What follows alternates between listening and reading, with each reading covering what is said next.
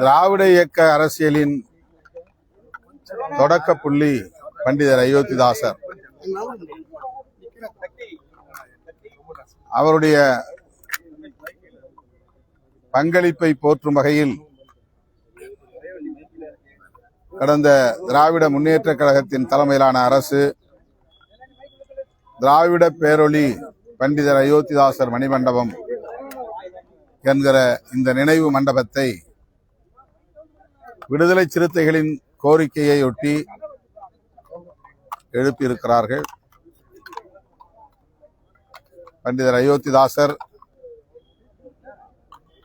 புரட்சியாளர் அம்பேத்கருக்கு முன்னோடி, தந்தை பெரியாருக்கும் முன்னோடி ஆவார். இன்றைக்கு இந்தியா முழுவதும் விவாதிக்கப்படுகிற புரட்சியாளர் அம்பேத்கரின் அரசியல் மற்றும் தமிழகத்தில் தமிழக அரசியலின் அடித்தளமாக விளங்குகிற பெரியார் அரசியல் ஆகியவற்றுக்கெல்லாம்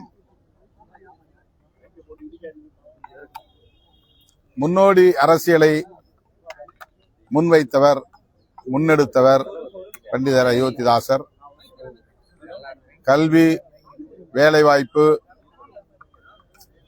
அரசியல் உள்ளிட்ட அனைத்து தளங்களிலும் வாய்ப்பு மறுக்கப்பட்டவர்களுக்கு உரிய பிரதிநிதித்துவம் வழங்க வேண்டும் என்கிற குரலை ஓங்கி ஒலித்தவர்.